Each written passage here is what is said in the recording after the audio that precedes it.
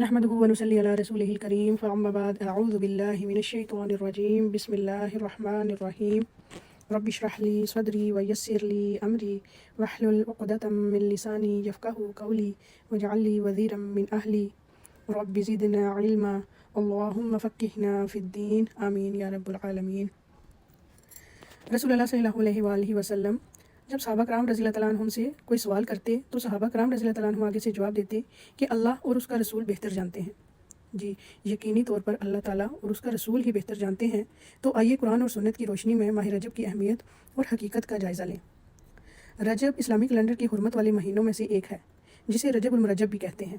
رسول اللہ صلی اللہ علیہ وآلہ وسلم نے فرمایا سال 12 مہینوں کا ہے جن میں 4 حرمت والے ہیں، 3 پے در پے ذوالقعدہ، ذوالحجہ اور محرم اور رجب جو جمادی الاخر اور شعبان کے درمیان ہے۔ عربی میں رجب کا معنی ہے تعظیم کرنا اور مرجب معظم کے معنوں میں آتا ہے یعنی عظمت والا۔ اس کو رجب مدر بھی کہتے ہیں۔ مدر عربوں کے ایک قبیلہ کا نام ہے جس نے دور جاہلیت میں خاص طور پر اس ماہ کی حرمت کا اہتمام کیا، اسی کی نسبت پر اسے ان سے منسوب کر دیا گیا۔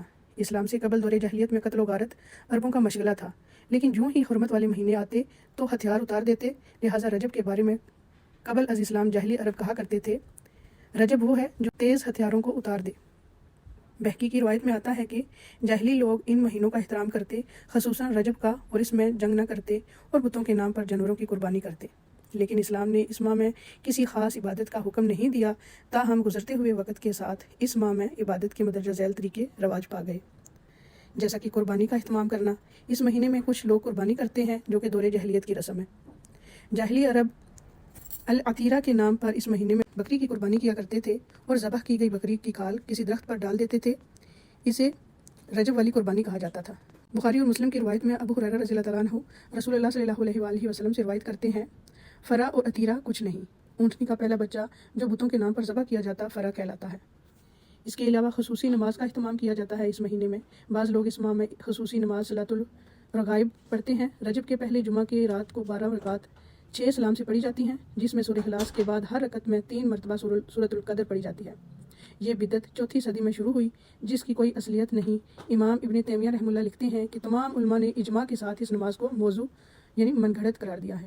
اس کے علاوہ عمرہ کا اہتمام کرنا، لوگ اس ماہ میں خصوصی طور پر عمرہ کا اہتمام بھی کرتے ہیں، جبکہ قرآن اور حدیث سے اس بات کا کوئی ثبوت نہیں ملتا کہ آپ صلی اللہ علیہ وآلہ وسلم نے اس ماہ میں عمرہ ادا کیا ہو، بلکہ حضرت عائشہ رضی اللہ تعالیٰ عنہ نے ایک موقع پر اس کی تردید بھی کی ہے۔ عروہ بن زبیر رضی اللہ تعالیٰ عنہ سے روایت ہے کہ میں نے عائشہ رضی اللہ تعالیٰ عنہ سے اس کے بارے میں پوچھا تو فرمایا رسول اللہ صلی اللہ علیہ وآلہ وسلم نے رجب میں کبھی بھی عمرہ ادا نہ فرمایا۔ روزوں کا اہتمام، بعض لوگ اس ماہ میں خصوصی روزوں کا اہتمام کرتے ہیں۔ صحیح روایات سے پتہ چلتا ہے کہ آپ صلی اللہ علیہ وآلہ وسلم نے کبھی مسلسل 3 ماہ یعنی رجب، شعبان اور رمضان روزے نہ رکھے اور نہ اس کی تاکید فرمائی۔ بعض لوگ 27 رجب کا روزہ رکھتے ہیں اور اس روزے کو عام دنوں کے روزوں سے افضل سمجھتے ہیں۔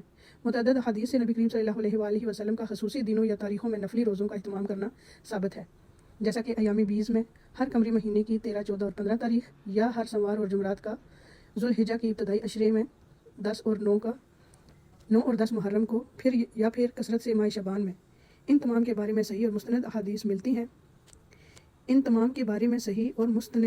ملتی ہیں، لیکن 27 رجب کے روزے کے بارے میں کوئی حدیث نہیں۔ لہٰذا اگر کوئی خصوصی طور پر اس دن کا روزہ رکھتا ہو تو اس کا روزہ تو ہو سکتا ہے، مگر یہ عمل مسنون نہیں ہوگا بلکہ بدعت شمار ہوگا۔ قرآن کریم میں ارشاد ربانی ہے یا ایھا الذین آمنوا لا تقدموا بین یدی اللہ ورسولہ، اے لوگو جو ایمان لائے ہو اللہ اور اس کے رسول سے آگے نہ بڑھو۔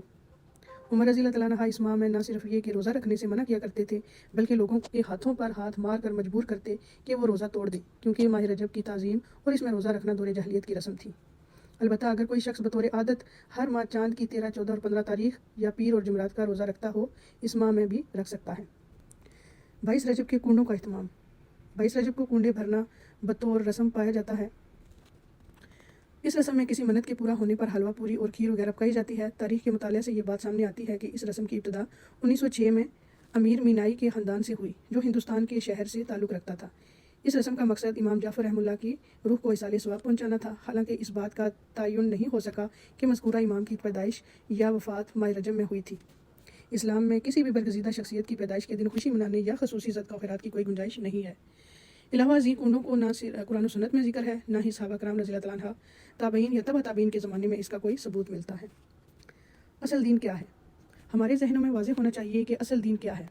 اصل دین وہ ہے جو اللہ تعالیٰ نے محمد صلی اللہ علیہ وآلہ وسلم کے ذریعے ہم تک پہنچایا، یعنی دین اسلام کی اطاعت و فرما برداری، اس کے احکامات کے آگے سر تسلیم خم کرنے اور محمد صلی اللہ علیہ وآلہ وسلم کی سنت پر عمل کرنے کا نام ہے۔ ارشاد ربانی ہے، آج میں نے تمہارے لیے تمہارے دین مکمل کر دیا اور تم پر اپنی نعمت تمام کر دی اور تمہارے لیے دین اسلام کو پسند کر لیا۔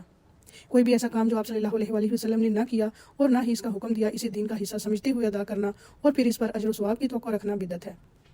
نبی کریم صلی اللہ علیہ وآلہ وسلم کا ارشاد ہے، بے شک ہر نئی بات بدعت ہے اور ہر بدعت گمراہی ہے اور ہر گمراہی آگ میں لے جانے والی ہے۔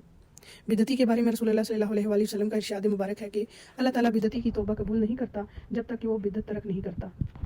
آپ صلی اللہ علیہ وآلہ وسلم نے فرمایا، میں اپنے حوض پر تم سے پہلے موجود ہوں گا اور تم میں سے کچھ لوگ میرے سامنے لائے جائیں گے، پھر انہیں میرے سامنے سے ہٹا دیا جائے گا تو میں کہوں گا کہ اے میرے رب، یہ میرے ساتھی ہیں، لیکن مجھ سے کہا جائے گا کہ آپ صلی اللہ علیہ وآلہ وسلم نہیں جانتے انہوں نے آپ کے بعد کیا کیا نئی چیزیں ایجاد کر لی تھیں۔ لہٰذا ایسے تمام طریقوں اور کاموں سے بچنے کی ضرورت ہے جو دین کے نام پر آپ صلی اللہ علیہ وآلہ وسلم کے بعد ایجاد کر لیے گئے ہیں، کیونکہ آپ صلی اللہ علیہ وآلہ وسلم نے فرمایا، جس نے ہمارے اس دین میں کوئی ایسی چیز ایجاد کی جو اس میں سے نہ ہو تو وہ مردود ہے۔ 27 رجب کی شب کو عبادت کا اہتمام۔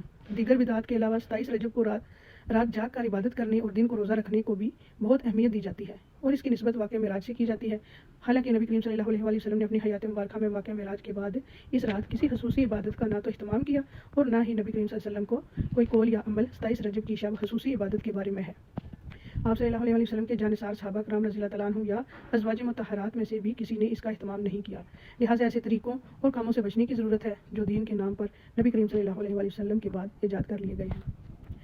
اللہ تعالیٰ ہمیں بدعات سے بچائے اور اللہ تعالیٰ ہمیں نبی پاک صلی اللہ علیہ وسلم کی سنتوں کے مطابق عمل کرنے اور زندگی گزارنے کی توفیق عطا فرمائے۔ وآخر دعوانا الحمد للہ رب العالمین۔ سبحانک اللہم وبحمدک، نشہد ان لا الہ الا انت، استغفرک واتوب الیک۔ السلام علیکم ورحمۃ اللہ وبرکاتہ۔